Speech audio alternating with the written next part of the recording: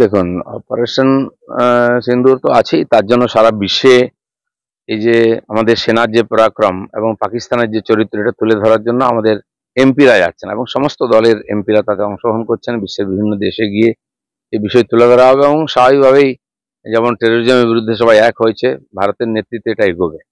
মাননীয় প্রধানমন্ত্রীর প্রবাস দেশেতে হতেই থাকে বিভিন্ন প্রজেক্ট ইত্যাদিকে কেন্দ্র করে। তো পশ্চিমবাংলায় অনেকদিন আসেননি, আমরা তার জন্য তাকিয়ে আছি, উনি আসবেন। পশ্চিমবাংলার পরিস্থিতি পরিবর্তন চাইছে মানুষ, এখানেও মোদিরাজ হোক, এখানকার মানুষ চাইছেন। সেই দৃষ্টিতে এটা শুরু হয়ে যাবে অভিযান। প্রাথমিক নিয়োগ দুর্নীতিকে দুর্নীতি বলতেই নারাজ প্রাথমিক।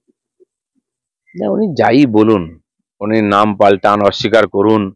প্রথম তো ওনারা বলেছিলেন কিছুই হয়নি, এখন তো স্বীকার করেছেন যে টাকা পয়সা লেনদেন হয়েছে। সেটা দুর্নীতি কি দুর্নীতি নয়, কি শব্দ প্রয়োগ করুন, ভাষাতে কিছু যায় আসে না, কিন্তু এত মানুষ ক্ষতিগ্রস্ত হয়েছেন, শিক্ষা ব্যবস্থা পুরা ডামাডোল হয়ে গেছে। আর এই যে টাকার লেনদেন হয়েছে অবৈধভাবে, এটা দুর্নীতি নয় তো কি? যাই বলুন, ভাষা যাই বলুন, দুর্নীতি হয়েছে, এটা বাংলার মানুষ বিশ্বাস করে। কোভিড কিন্তু এখন যায়নি, সতর্ক থাকতে বলছে কোথায় দাঁড়িয়ে। সম্ভবত ভারতে এখনো সেরকম কিছু সিমটম হওয়া যায়নি, কিন্তু এই ধরনের অসুখ আমরা দেখেছি, যে অভিজ্ঞতা হয়েছে 4 বছর আগে, যে ভয়ঙ্কর পরিস্থিতি, পুরো পৃথিবী স্তব্ধ হয়ে গেছিল। সেজন্য এই ধরনের অসুখ তো কখন কোন দিক দিয়ে ঢুকে যাবে জানা নেই, আর এর রং রূপ পরিবর্তন করতে থাকে, বিভিন্ন রূপে বিপদ নিয়ে আসে। সেই জন্য অবশ্যই সতর্ক থাকা উচিত এবং যারা এক্সপার্ট আছেন তাদের কথাকেই মানা উচিত সবার। সর্বদলীয় দলে অভিষেক বন্দ্যোপাধ্যায় দিল্লি রওনা দেবে। চলো, প্রথম তো টিএমসি কাউকে পাঠাবে না বলেছিল, কমপক্ষে গেছেন, ভালোই। তিনি যুবনেতা, তার অভিজ্ঞতা বাড়ুক।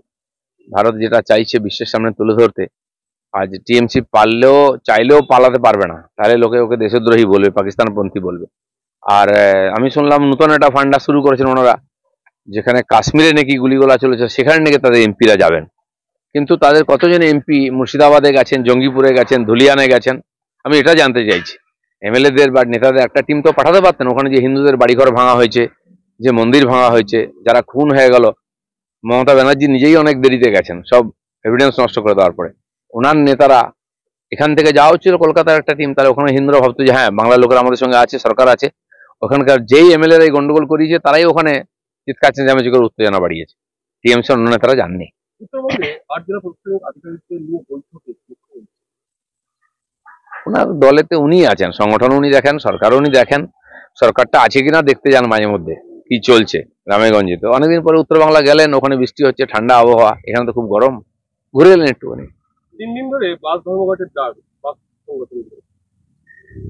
জানি না কি দাবি দাওয়া আছে, তারা নিঃসন্দেহে ধর্মঘট ইত্যাদি করে যাতে জনজীবনে অসুবিধা না হয়, সেটা সরকারের দেখা উচিত এবং কথাবার্তা বলা উচিত, সমাধান করা উচিত সমস্যা।